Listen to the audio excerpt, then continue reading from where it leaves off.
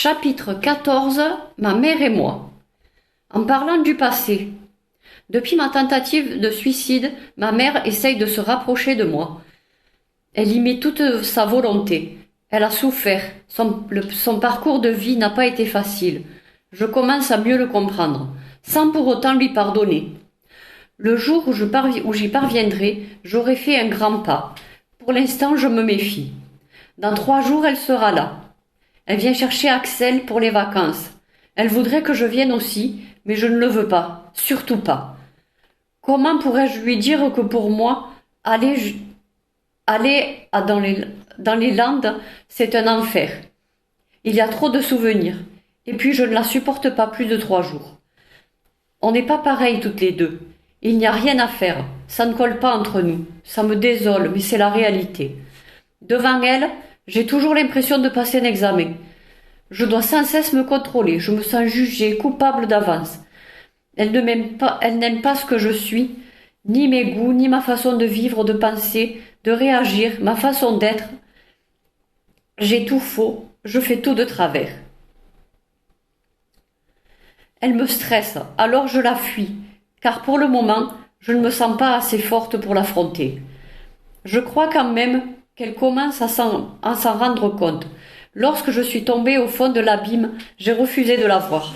Depuis ce jour, je crois qu'elle a compris. Qu'elle m'avait fait du mal. Que j'avais souffert de sa froideur, de son intolérance. En fait, elle m'a manqué. J'avais besoin de son amour. J'en ai toujours besoin d'ailleurs.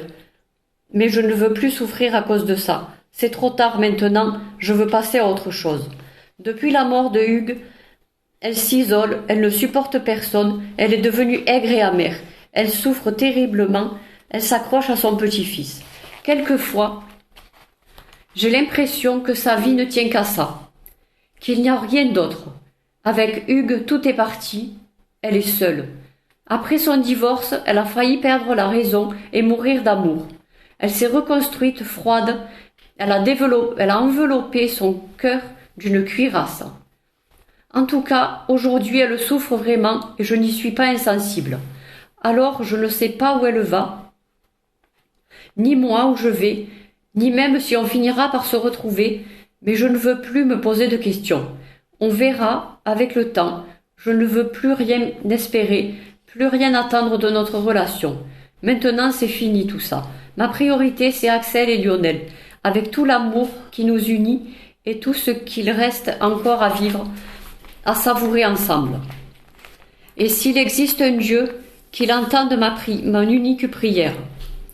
Protéger notre amour, qu'il soit le plus fort.